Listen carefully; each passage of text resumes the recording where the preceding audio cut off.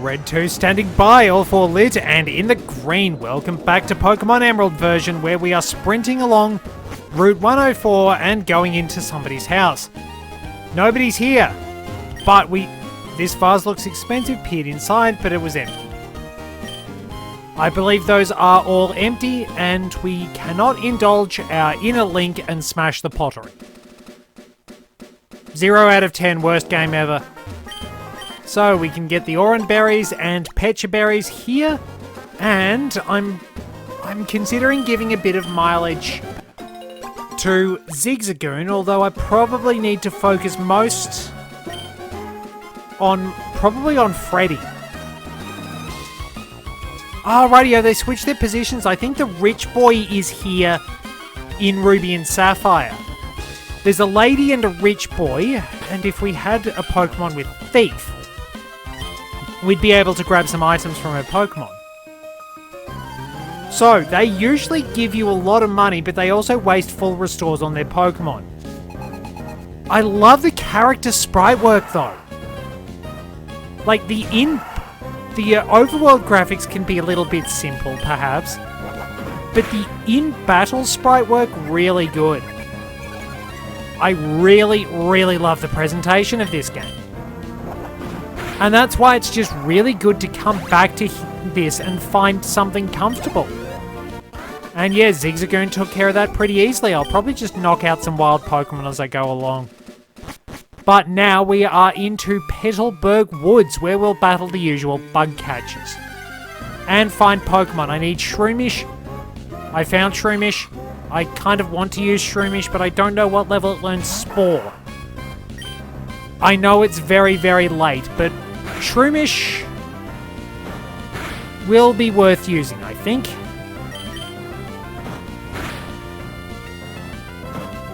Oh, do I risk one more tackle?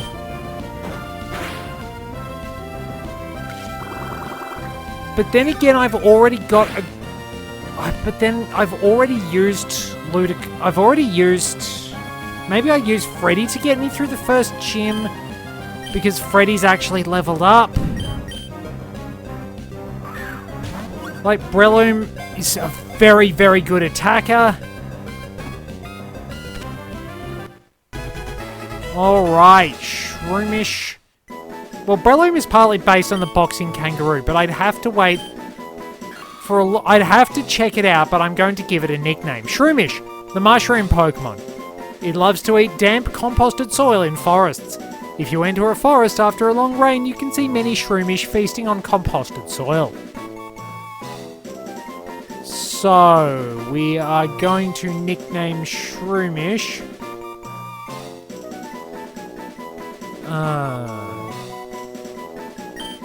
I know. We do have to make it slightly shorter.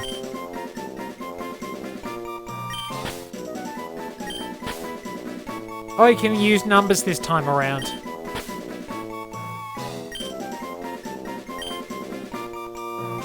Captain Toad.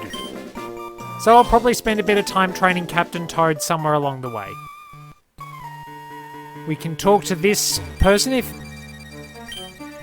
mentions hidden items, and we get a demonstration after I battle this.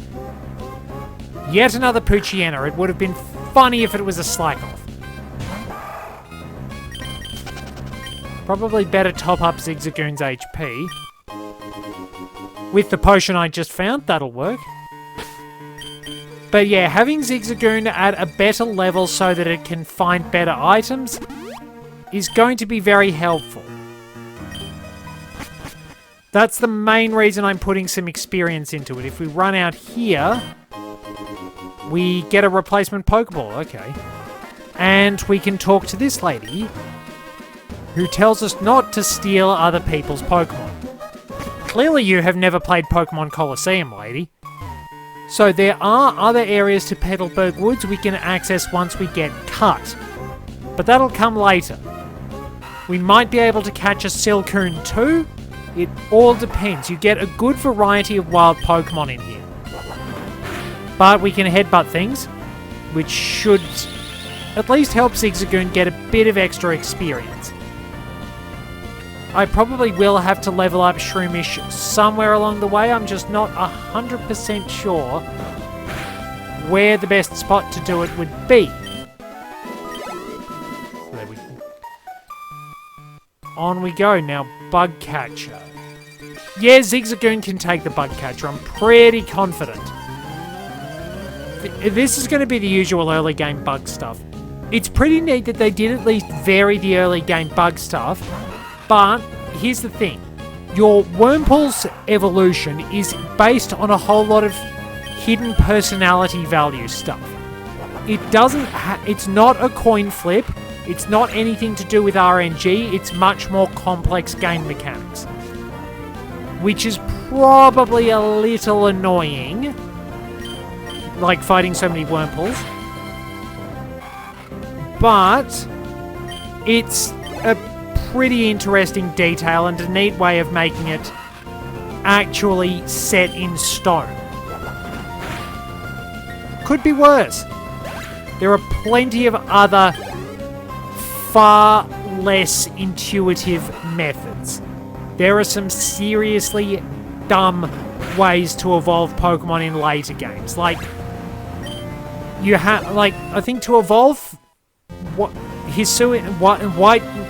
Stripe Basculin into Basculegion, you have to go through all this stuff about making it take recoil damage overall. There's Runerigus' ridiculous evolution method. Ugh. Some of them are just bizarre. And like, who would have thought to turn your 3DS upside down for Inkay and Malamar? I might train Draug a little bit, but I can do a bit of training off screen. Gex is possibly going to be a bit of an emergency switch. But my team is pretty evenly leveled. So, if we go through here, we will find a man. Not a one to be found. Hello, have you seen any Pokemon called Shroomish around here? I really love that Pokemon. I was gonna ambush you, but you had to dawdle in Petalburg Woods forever, didn't you? I got sick of waiting, so here I am. You, Devon researcher, hand over those papers. Ah! You're a Pokemon trainer, aren't you? You've got to help me, please. Huh? What do you think you're doing? What? You going to protect him? No one who crosses Team Aqua gets any mercy, not even a kid. Come on and battle me. So, first encounter with the villain teams because we battled both of them in this game. This time it's Team Aqua though. It's always Team Aqua, it's not random. So we're facing Poochyena with Freddy. And I can just absorb any damage it does. So Poochyena probably can boost its attack with Howl, which is a little annoying. But if you've got a fairly strong Pokemon with decent moves, you should be able to handle it. You've battled Poochyenas before. So, Poochyena's not super strong on its own, even with a Howl under its belt. It's not doing that much. I mean, it could easily get a critical hit and wipe me out and make me look stupid, but I believe in Freddy. Oh, one left. Pain in the butt. Oh, I hate it when you low roll like that. So, there we go. Well done, Freddy. You're kidding me. You're tough. There we go. We kicked his butt. You've got some nerve meddling with Team Aqua. Come on and battle me again. I wish I could say that, but I'm out of Pokemon. And hey, we of Team Aqua are also after something in Rustboro. I'll let you go today. Whew, that was awfully close. Thanks to you, he didn't rob me of these important papers. I know, I'll give you a great ball as my thanks. There we go. Didn't that Team Aqua thug say they were after something in Rustboro too? Oh, it's a crisis, I can't be wasting time! And he's off. So, Freddy's probably not going to be that helpful against various Pokemon in these battles. Because, of course, your grass types aren't going to be that useful, but he'll be handy if we decide to go and look for Pokemon. We need Slackoth and Silcoon. Oh, now Tailow's going to be easy to find. Is that how it's going to be? So, I'll need to get searching and we'll find our Pokemon. Hopefully. Close, but no cigar. Like, there's a surprising amount of Pokemon in Petalburg Woods. You get Wurmple and its 2 evolutions. You get Taillow. You get Shroomish. And you can get Slackoth. So, yeah, there's a reasonable bit of ecosystem diversity. It's just that Slackoth has a kind of low chance of appearing, so I could be here a while. Which is a bit unfortunate. Still, we give it our best, we keep looking around. Oh yeah, Poochyena. So there's a reasonable amount of species, but you will have most of them, so it will be a bit boring. Might as well top up my health while I can. I mean, we've got the opportunity, may as well make the most of it. Just the unfortunate thing about every Pokemon journey is how slow it can get when you're just trying to find certain Pokemon. The ones with the low encounter rates, like the Safari Zone in this game is just as bad as the one from Kanto, but it's got added jank. There's all this stuff with Pokeblocks, which can help you attract certain Pokemon if you check them. Oh no. Run! Please allow me to run in the direction of away, thank you. But yeah, you'll attract Pokemon of certain natures with Pokeblocks. But there's more fiddly... There might be more fiddly stuff that goes into those, I don't know. But, pretty much... You will wind up having to muck around a lot and taking a lot of time to actually catch Pokemon. Because you've got the same, very similar irritating mechanics. The way the Safari Zone wound up manifesting in Omega Ruby and Alpha Sapphire was actually brilliant, because they basically said the old Safari Zone closed down because the owner was greedy and kept jacking up the price. So they turned it into a sort of nature preserve, but you can just go around and catch Pokemon normally, which is so good. Like, if they actually took the time to explain the Safari Zone mechanics, it would still suck. Oh, it's going to be a little while. So I'd probably better not waste the whole episode with padding. We want to make progress. And there are way too many Poochyenas. I'll at least level Freddy up, and then we'll go from there. Because we might actually be able to wind up using Turner to our advantage in the next battle. So Turner's probably going to be fairly useful for the early game. We'll be able to do a fair bit of damage to Brawly and resist his attacks. Both Beautifly and Dustox are really good. Oh yeah, they get Poison Sting.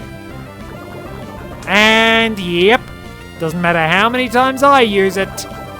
First time Poison.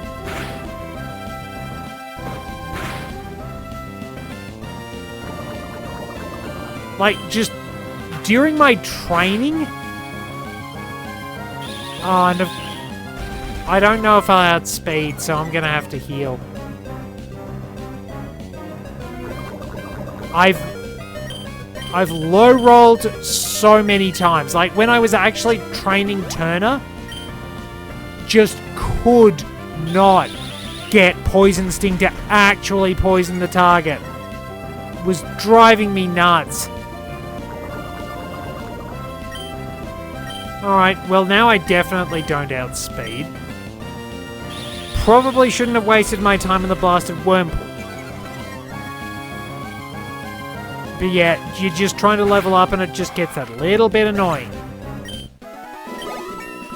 Still, we hit level 11 and we evolve at level 14, so that's something. Just Lotad does not have good stats. Good thing I bought plenty of antidotes too. So it's Turner's time to shine again. And we'll bash the last bug catcher and move on through the area because I'm having trouble finding Slackoff. And Silcoon, because everything is a Poochyena.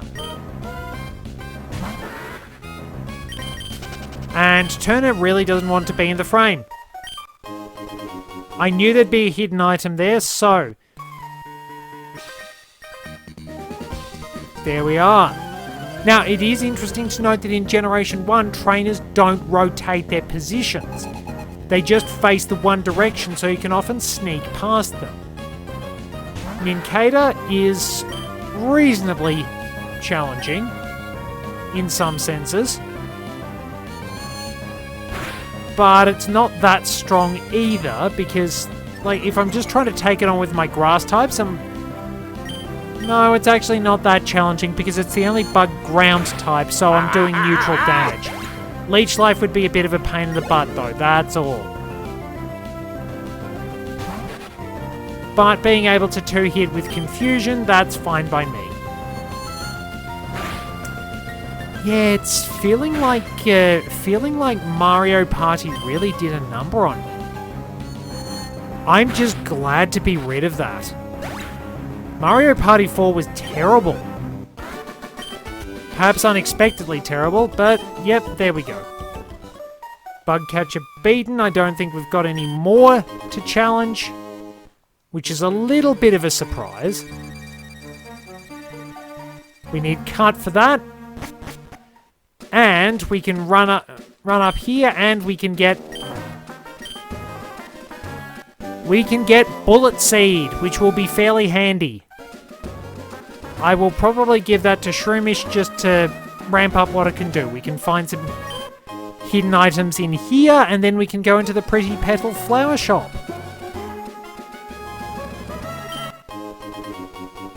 A Super Potion, very handy for Roxanne.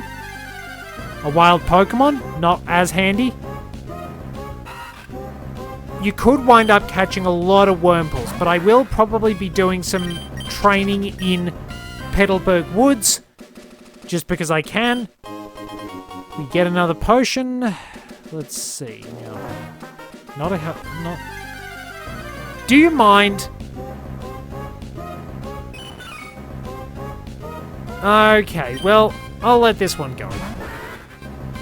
But yeah, that is always the problem in... I think the encounter rates have actually increased a fair bit over the years, because you could often wind up having nothing to do for ages in Generation 1, and then you wind up with every single battle. Like, you just take 2 steps in a cave and you will be dogpiled by Zubats. So, Pretty Petal Flower Shop. Spreading flowers all over the world.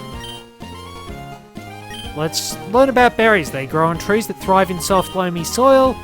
Be sure to plant one in the soil. I don't know if everything's working again as far as the berry planting goes, so I might just leave the berries I find. And we get the Whalmer Pail, which allows us to water berry plants and the flowers that they wind up growing. So, we get a random berry each day here. Oh, a leopard berry. That's a good one. That's basically an ether. And we can also grow berries for the purposes of contests, which it's harder to do if the batteries have run dead. So, here's our rich boy. And he's accepting our challenge because he has a lot of money. So this is basically Seto Kaiba. Rich boy Winston. Alrighty, Turner, let's give him some grief. Confusion really is going to be our best bet. And the fact that we're immune to the additional effects of things, so... For example, Headbutt couldn't make us flinch if he did outspeed. That's really good. And having a special attack is really good on account of the fact that most of the time there's not really much that drops the opponent's special attack. So there we are. Rich Boy Winston is beaten. And this lass just faces us as soon as she pops on screen. Well, might be able to push up to Rustborough City and sort things out there, which wouldn't be too bad. Be a good stopping point. Because I sort of mucked around a little bit. We don't want to give a whole lot of grief and just make you watch me wander around in the long grass. We want to see battles. Hopefully meaningful battles. Low rolled. But we got the poison. So I suppose... Now that's something I note that the games have a tendency to do. It's like you low roll on the damage, but it provides the status, the poison or burn, and then it knocks it out. It's like, it's just doing it to annoy you. I'm pretty sure it is anyway. So that special defense is something though. Shroomish, well, we'll keep Turner out, and we'll keep... Hit it with a poison sting. Get the crit. Couldn't quite get the poison. That might have been asking a bit too much. There we are. Well done, Turner. I will have to do a fair bit of work level grinding eventually. I think Roxanne's a little less powerful in some respects. We can use Cut there. Let's set up my team. I will wind up leveling up Gex a bit. But I'm not that fussed about using Gex at the moment. Zigzagoon can probably get some levels in due course. So, twins. Whereas in the previous games, those being Gold, Silver and Crystal, twins were fought in single battles and used Pokemon that were connected to each other. For example, Spinarak and Ladybug. I think they do the same thing here, but they're now double battles.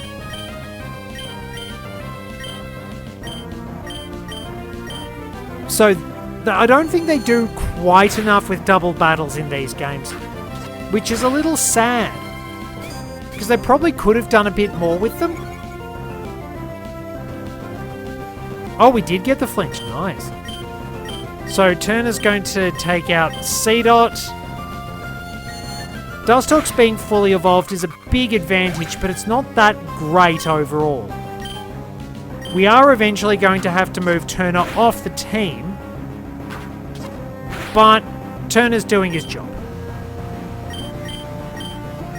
Turner's put in good work. Can probably get a little bit of experience into Gex after this. I probably should have used Gex for that. But we have won. So, sometimes you can actually talk to a different twin. Say, if you normally wind up battling one in a given spot, you can talk to the other one and get slightly different dialogue. Okay, more leopard berries, so basically our ethers, and then if we talk to this lady, we get a specific... We can get random berries. Feel free to take them, but... Well, I'll plant a Chesto berry and see what happens. So, we will plant that Chesto berry, as I said, which I think is based on a chestnut. But it's very interesting that we do actually have a berry called the Chesto berry, given that it was given that Chesto was the battle cry of the Shimazu clan. I believe it is actually Yoshihiro Shimazu's second skill once he's achieved his perfect link in Pokemon Conquest, which is a really, really good game. I would love to see a sequel. I don't think we will, but the game itself is just really good. It was just one of those weird things that it's like, how the hell did they actually get this one to work? I mean, a crossover between Pokemon and effectively Samurai Warriors with the gameplay style of Nobunaga's Ambition, or at least a simplified version thereof. You would not expect that to work, and yet they made it work. It was really good. So, Gex is level 11 and has Quick Attack. Nice. We could probably beat Roxanne pretty soon, in all fairness.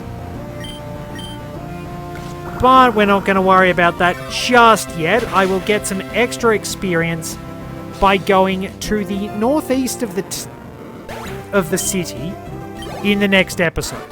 So there we are. Ivan has been beaten. And if you like, we can wind up running around here behind the fence and get an X Defend, which can come in handy. Now, we've got a big advantage against the Geodudes. It's just Nosepass is a pain in the butt. It's not very strong in terms of physical attack. It's just slow to bring down because of its incredible defenses. So, if we come in here, we can talk to this guy, and he will give us Cut. I believe that they actually make it a little bit more obvious in the Omega Ruby and Alpha Sapphire by showing bushes that can be cut outside his house. So yes, you need to beat Roxanne to be able to use Cut outside of battle. Here's the Pokemon Center, and it's probably a good opportunity to wind things up. I will eventually work out what I want my team to be. Now, I haven't used a Shedinja, so I probably could try using Shedinja at some point, which would actually be a pretty interesting challenge. I might go for that. So, how much dough do I have? A reasonable amount. And a decent amount in the Pokédex. We'll wrap things up for now. So, it used to be that there was a difference between male and female Pokemon in certain individual values. These days it's all down to certain personality values and specific ratios. The differences between male and female Pokemon would generally become more apparent in certain species only from Generation 4.